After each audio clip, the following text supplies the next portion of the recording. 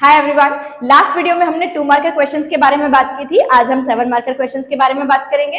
देखिए, एमपीपीएससी के 7 marker questions में जो मैक्सिमम वर्ड लेंथ आपको दी जाती है वो है 60 वर्ड्स। इसके अलावा जो लाइंस कॉपी में आपको मिलती हैं वो 8 से 10 के आसपास मिलती हैं। देखिए, ये अपने आप में बहुत कम है आंसर के साथ पूरा जस्टिस करने के लिए। ये अपने आप में चैलेंज जैसा लगता है। स्टिल 7 मार्कर क्वेश्चंस को बहुत अच्छे से लिखने के लिए आपको कुछ टिप्स पे ध्यान देना है। टिप नंबर 1, आप पहले क्वेश्चन को सही तरीके से समझें। सही तरीके से क्वेश्चन को समझने के लिए आपको डायरेक्टिव वर्ड समझ में आना जरूरी है। अगर आप डायरेक्टिव वर्ड्स के बारे में नहीं जानते हैं तो मैंने प्रीवियस वीडियोस में इसके बारे में बताया है। आप प्रीवियस वीडियोस को जाके देखेंगे तो आप इनके बारे में समझ पाएंगे।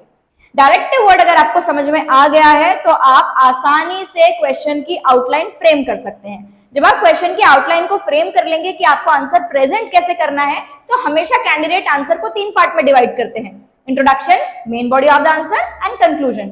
यहाँ ऑलरेडी स्पेस बहुत कम है, इसीलिए आप इंट्रोडक्शन और कंक्लूजन को कभी कभी स्किप भी कर सकते हैं। It's completely fine. और main body of the answer को आप पॉइंट फॉर्मेट में लिखने की कोशिश करें ताकि आपका आंसर क्रिस्प भी बनेगा और आप ज्यादा डायमेंशन में बात भी कर पाएंगे।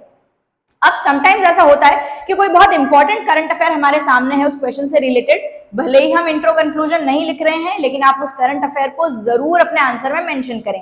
कोई रिलेटेड फैक्ट अगर आप जानते हैं और वो बहुत इंपॉर्टेंट है तो भी अपने आंसर में उसे जरूर मेंशन करना है।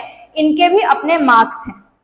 और आखिरी बात जिस पे आपको विशेष ध्यान देना है, किसी भी आंसर का कोई एक मॉडल फॉर्मेट नहीं होता है। आप अपने आंसर्स को अपनी क्रिएटिविटी के साथ फॉर्मेट करें, किसी के भी आंसर को फॉलो करने की कोशिश ना करें। देखिए, आपके सामने बहुत सारी सर्टेन कॉपीज आती हैं, उनमें सर्टेन फॉर्मेट्स होते हैं। Don't try to copy them. आप अपनी क्रिएटिविटी से अपने फॉर्मेट्स बनाएं और केवल इतना ध्यान रखें कि डायरेक्टिव वर्ड को आप पिक करें। डायरेक्टिव वर्ड अगर आप सही पिक करेंगे तो आपका आंसर बहुत प्रॉपरली जस्टिफाइड होगा। तो these are the tips for 7 marker. आने वाले वीडियो में हम 11 मार्कर के बारे में बात करेंगे। So stay tuned.